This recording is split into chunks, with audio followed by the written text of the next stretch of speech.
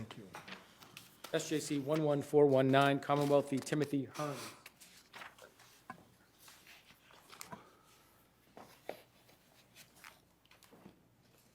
Thank you.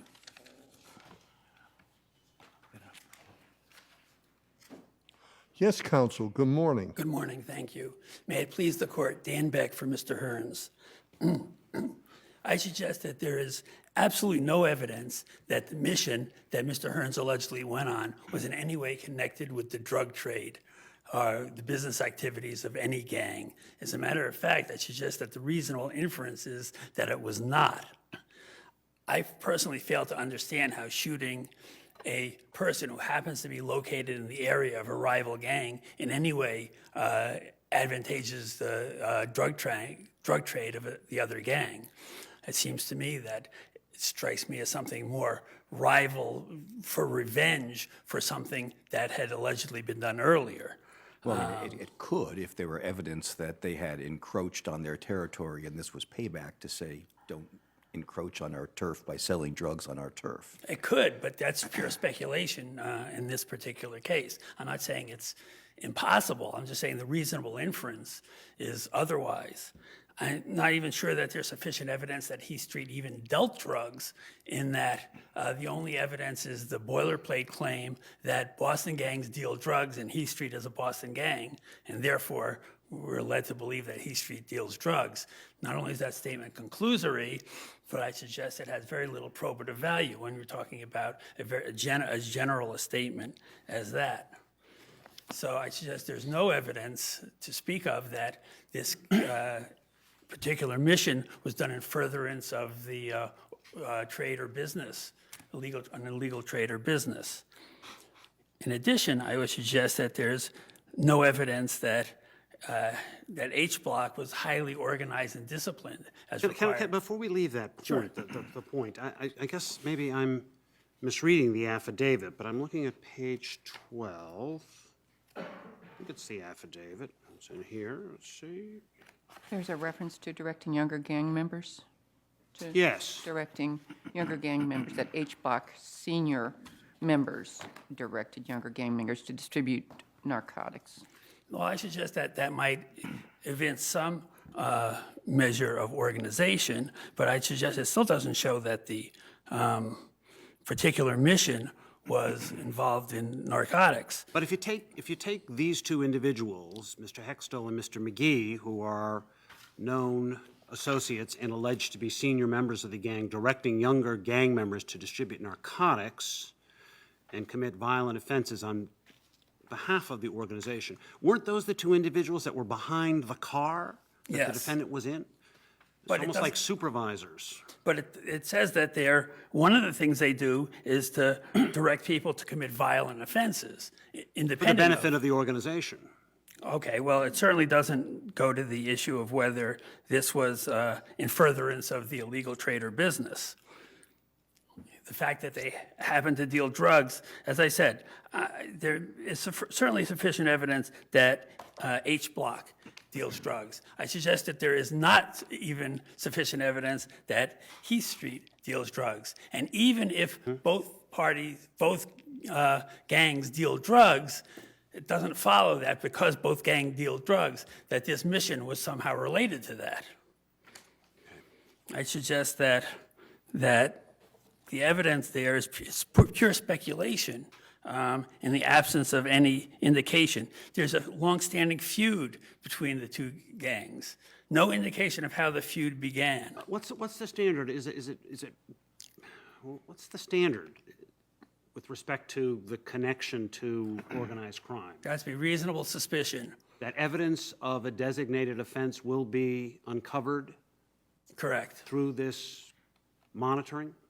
Correct. Reasonable suspicion that evidence of a designated offense, that Right. is an offense committed in connection with organized crime. Correct. Okay. Why isn't there reasonable suspicion? That's not probable cause. Well, I understand, but as I said, there's no evidence whatsoever that this was. It has to be done in furtherance of the trade or business, the illegal trade or business. And I suggest there's absolutely no evidence of that. It's pure speculation. As Justice Gantz just said, if there was some indication that the feud began because of an encroachment on a drug territory, that would be one thing. But we have absolutely no indication of how this feud began. I suggest it's just as likely that the feud began because of some sort of, this mission was done as payback for some prior perceived or actual slight by the gang, either shooting the other way or even some sort of perceived diss, as they would say in the gang world, that somebody, called somebody something, somebody said something about somebody, somebody slept with a gang member's girlfriend, whatever.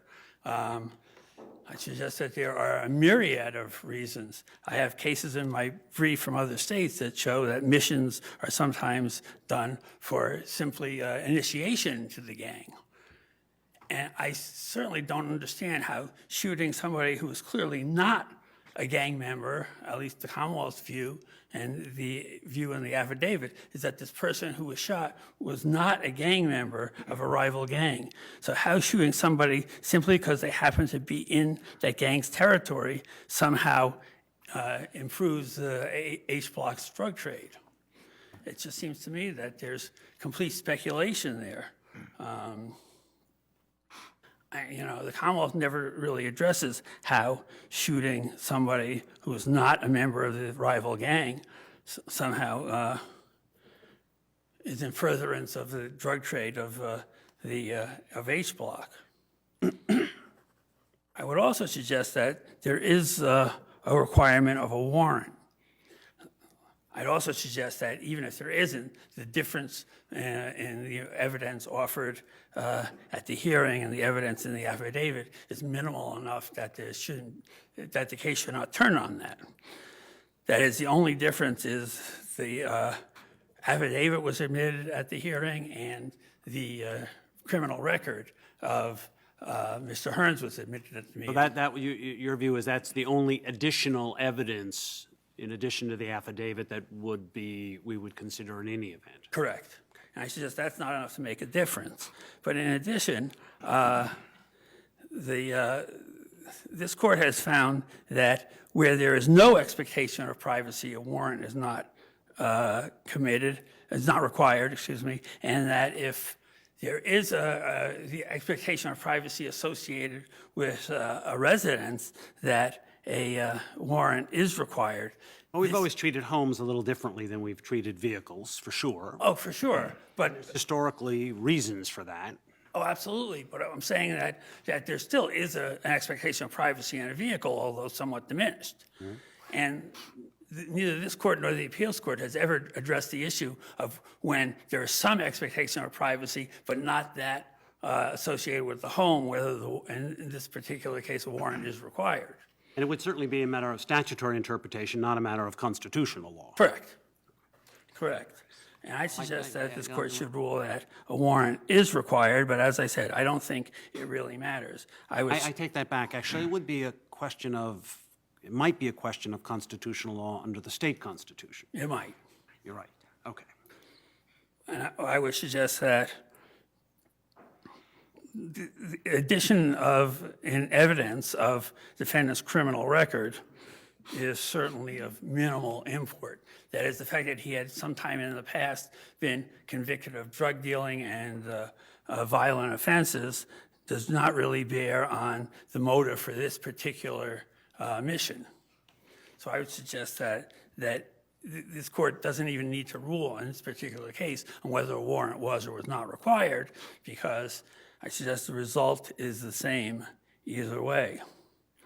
I'd also point out that in Tavares, I suggest the facts are somewhat similar, certainly not identical, and this court held that that was not sufficient to show organized crime. I point especially to Justice Gantz's concurrence, which, if a Commonwealth's view is to be taken, was, I guess, completely unnecessary, because gangs would ordinarily be organized crime, that there were certainly according to the Commonwealth, some flaws in the affidavit in Tavares that cause it not to be organized crime, but that in general, given especially an affidavit like this, gangs would be organized crime. I suggest that misconstrues the entire holding of Tavares, which is that gangs ordinarily are not organized crime. I'm not suggesting that they can never be. Certainly, there was the one federal case I cited where a gang was organized to the point of having bylaws. That would show certainly sufficient organization and discipline. But I suggest in the ordinary case that gangs are not organized crime. And I suggest that this is nothing more than an ordinary case. As I said, most of the evidence stems from the generic comment that gangs in Boston yield drugs, and Heath Street and H Block are gangs in Boston. Certainly as to Heath Street, that's the only evidence. So I would suggest that this case is directly controlled by Tavares, and that while the legislature is certainly free to amend the wiretap statute, they have not done so as of yet. And until they do so, Tavares remains good law, and gangs are generally, in the absence of some extraordinary circumstances, are not organized crime. I would also point out that as to the defendant's statement to the police, where he says, well then, or well then, I don't want to talk to you anymore, essentially. I suggest that if that's not sufficient, that many, if not most defendants would have a hard time articulating that they don't want to continue sufficiently to satisfy this court. Well, this is after a waiver, of course. Yes. So it has to be a clear invocation. Correct. And the judge, I think, concluded that the context of this suggested it was more of a negotiation than a clear invocation. Why isn't that wrong? Because Why isn't that right? I suggest the most that it shows is he's saying, well, if you're not going to tell me anything, then I'm not going to tell you anything. I don't think that makes it equivocal in any way. He's stating the reason. So what do you have to say about that? It's sort of okay, if you're not going to tell me anything, I'm not going to tell you anything. So what do you have to say about that? He's saying because you won't tell me anything, that's why I'm invoking my right to silence. So it's conditional. If you will tell me something, then maybe I will tell you something. Well, it's not really conditional as an acknowledgement of what happened before. That is, okay, you told me you weren't going to tell me, so in that case, I'm not going to talk to you. Now, was this issue raised below? It wasn't, was it? It was just the voluntariness of the Yes. waiver? So this issue specifically was not raised below? Correct. Okay. But it was addressed by the judge. It was addressed by the judge. It was specifically addressed by the judge. Now, had the police officers, instead of talking about accident and so forth, come back with something like, well, okay, let me tell you about how we got the case together. And then he continues to talk. Then I think it would be a much closer case. I think that perhaps that would be a reason to consider him to have, that would show, I guess, that his earlier statement was, in fact, as the judge hypothesized, that it was conditional statement. That is, I'm not going to talk until you tell me.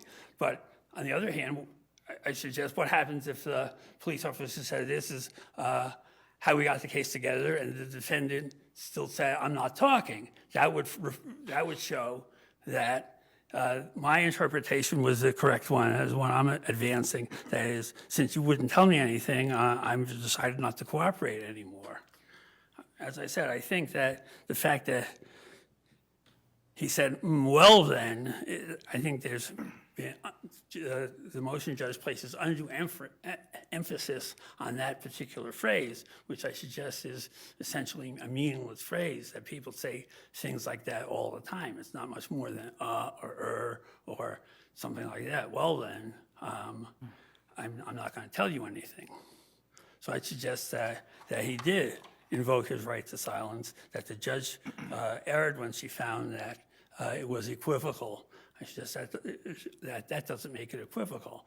Obviously, I assume that the judge would have found if he made the same statement without the well then, that it would be unequivocal. So to attach that kind of constitutional significance to a well then, I suggest is certainly stretching the law quite a bit.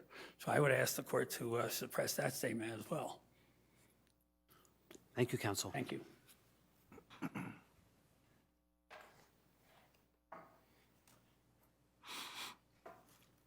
May it please the court, Allison Callahan for the Commonwealth. I'm joined today at council table by the trial attorney, Mark Halal. Also present in the courtroom today is the murder victim's mother, Nicole Martin. The Commonwealth asks that the court affirm the motion judge's decision that these statements were lawfully recorded. First, turning to the post-arrest statement, as that's the last issue that this court addressed. The defendant asked this court to view the defendant's statement out of context. I would suggest that the very fact that we are able to have this discussion evidences the fact that this was not a clear invocation. The defendant conditioned his purported invocation of the right to remain silent on whether or not the sergeant detective would give him more information. And it was not clear from the sergeant detective's statement that he would not give information. He offered his thoughts on reasons that the defendant might like to keep speaking. He never said he wouldn't give him that information. So for that reason, I'd suggest that this statement But was... the conduct he engaged in afterwards was itself troubling. I mean, it was minimization and a mischaracterization of the law, saying essentially that transferred intent can take a first-degree murder into manslaughter and second degree. I mean, it was not a matter of, okay, I will tell you some information about how we got here, which was what the inquiry was. I mean, how does that help you? I'd suggest that the sergeant detective was asking the defendant to consider different reasons that he might like to speak, and that was not an improper consideration for the defendant. Certainly there may have been many different reasons that were not known to the sergeant detective that the shooting might have happened, that the defendant was in the best position to explain. And based on that, that statement was proper. But doesn't that reflect that the officer understood him to say, I'm not going to talk to you, and he was trying to persuade him to change his view by using the technique of minimization and the idea that maybe this was an accident? I mean, that's a pretty classic minimization technique, but it doesn't suggest that he understood it to be conditional. Again, we need to take this statement in context of the entire interview. At the end of the interview, there was a clear invocation, and the sergeant detective ended the interview. If the sergeant detective had understood this to be a clear invocation, it suggests that the sergeant detective would have ended the interview at that time. Well, if that's the case, then you always win, because we don't get it unless the questioning continues.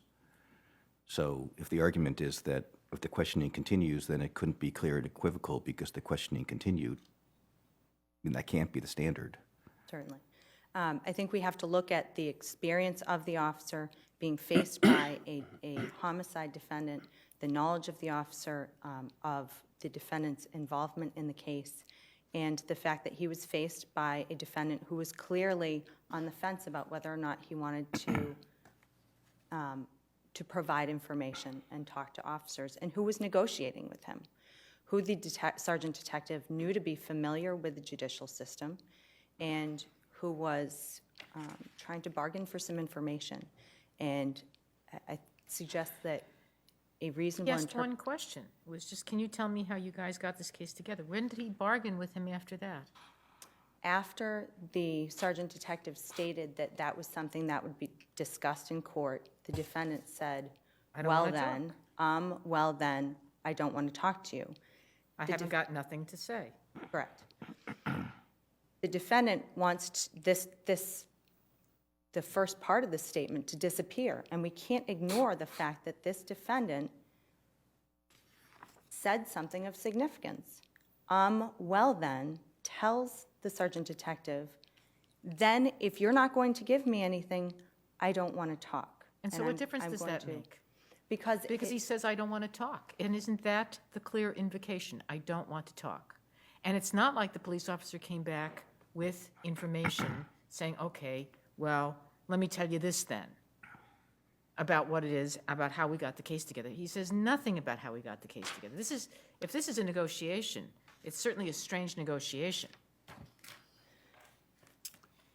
looking at the later questions by the sergeant detective, information is provided based on the type of questions.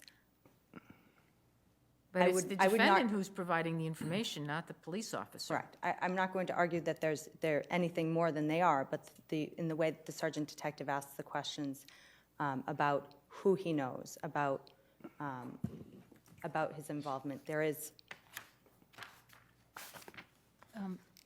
the opportunity for the sergeant detective to offer more information. If I can turn you to the one-party consent. Tavares says, quote, "Law enforcement meets its burden of demonstrating an objectively reasonable suspicion that the group has committed a designated offense, here a murder, in pursuit of organized efforts to supply illicit goods or services." Can you prevail with this standard by showing that the murder was committed in pursuit, or having reasonable suspicion that the murder was committed in pursuit of organized efforts to supply illicit goods or services? We can. And how? I would, I have 10 different ways in which I believe that Tavares is different from this case. In Tavares, the defendant used his own gun. In this case, the defendant used the gun that was maintained by the gang in the gang's stash at Wilfredo's house. In Tavares, there was a lack of, or a questionable hierarchy, with Santos as a purported leader, however, with the defendant not following any direction by Santos. Here, we have evidence of a strong hierarchy in which Hextall and McGee, as elders in the gang, direct activity by the members of the gang. Third, the informant is unidentified in Tavares, leaving questions about his basis of knowledge, although I do acknowledge that there is some information about how he came to know the defendant and other members of the gang. There is some question there because we don't know who he is. Here, we have identified informants who provide more information about their background, and based on solely on their identification, we can investigate more about that. As to the police officers, there's no information provided by them in the search warrant affidavit in Tavares as to the history of the gang, an expert opinion as to the activity of the gang and how it's tied to organized crime. Here, we have a sergeant detective with over 25 years of experience who lays out his extensive experience in the Boston Police Department. But what ties it, I understand that, but what ties his experience and his mention of gangs to Block He provides and this particular incident? He provides generalized knowledge. He first lays out his basis of knowledge based on his training experience. He provides basic knowledge about how gangs in Boston work and his knowledge of some gangs, that some gangs are involved in drug dealing, that some gangs use missions to achieve certain ends. Then he specifically identifies H Block and Heath Street as two of the gangs who do this. And then and we have that information bolstered by I believe it's GT's recount of Hearns' statement that this was a mission.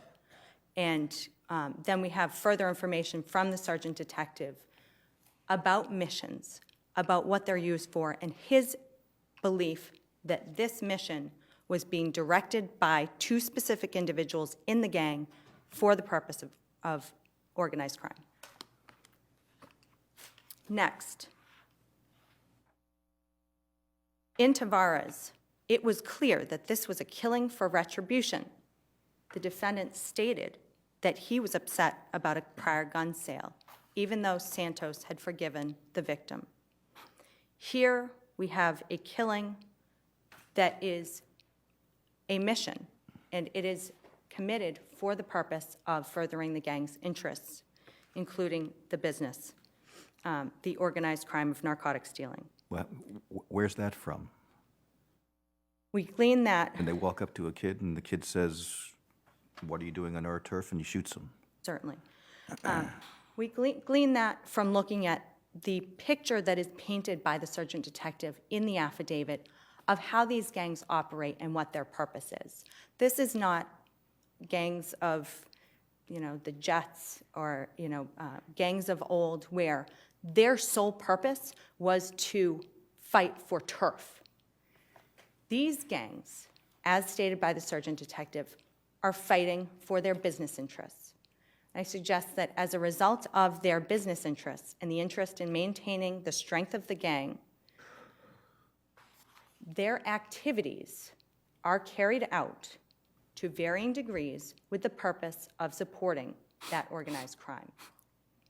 So that when a defendant such as this goes into rival gang territory, both gangs being known to carry out drug deals, and commits a murder, regardless of whether that murder is committed on a member of that rival gang or on an innocent bystander, such as in this case, a message is sent to that rival gang. Somebody is impinging on your turf, on your business. H Block is strengthened by committing this murder. They are strengthened because they have weakened the other gang by, at the very least, instilling fear in them, by going into their drug dealing territory. They have strengthened themselves by building the trust within their membership that they have worked together to commit this murder, as they did very clearly in this case. They have, perhaps not in the case of this murder, that it is not stated in this case, but another purpose might be to gain membership, grow its membership, perhaps by members committing crimes, be it tagging or murder and everything in between, for the purpose of getting into the gang so that there are more members of the gang to be involved in organized crime. So based on this background and this picture that is painted on in the affidavit by the sergeant detective, it is reasonable for the officers to infer that this crime is carried out in connection with organized crime, because that is the goal of the gang, because that is how the gang maintains itself. They make money. They go out and commit missions for the purpose of maintaining themselves as a gang and being able to continue their business operation. Turning to my next point. In Tavares, the defendant's activity was not sanctioned by the gang. Here, the activity was sanctioned by the gang, it was ordered by the gang, and Hextall and McGee went with the defendant to carry it out. As to the implications in Tavares, there were none apparent beside retribution. In this case, as I just said, we have the implications of sending a message to Heath Street, weakening Heath Street, strengthening H Block, building the business interests, the trust among each other, and the membership of the H Block gang.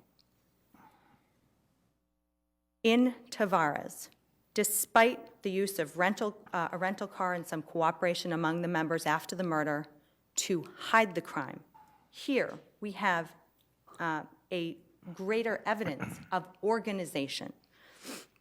We have a defined membership. We have a history of membership. We know that Ramon, had moved out of the area, and yet just in the months before this murder, we know that his car was, that the Acura, used in the homicide, had been seen in the area over and over and over again. As to discipline, we do not have that in Tavares. We know that this defendant went off on his own, that for lack of a better phrase, he was a loose cannon. We know that approximately 2 months prior, he had used a gun and shot up an apartment. Here, we have evidence that this crime, this membership, acts in concert to commit an H-block crime. It is a crime of the gang. They are committing it for the furtherance of the gang. They have a common purpose, and they do it at the direction of their leadership. Finally, as to the evidence of organized crime, I would reiterate, Tavares had no evidence of organized crime. While the Commonwealth tried to argue that the sale of a gun was sufficient, and the statements that there had been a gun sale and that this was about the sale of a gun, we had no evidence of that. We had no opinion offered by the sergeant detectives in the affidavit that tied this to a gun sale. Here, we have that. We have that this is a mission based on the defendant's statement, as well as the sergeant detective's training and experience. The purpose of the missions is known. We have a gun stash. We have the sergeant detective's opinion. And we have, so for all those reasons, I would suggest that this case provides a full picture of organized crime. While, as in almost every case, we don't know all the specifics, we know that it's there and it's sufficient to meet the requirements necessary. Thank you, counsel. All right.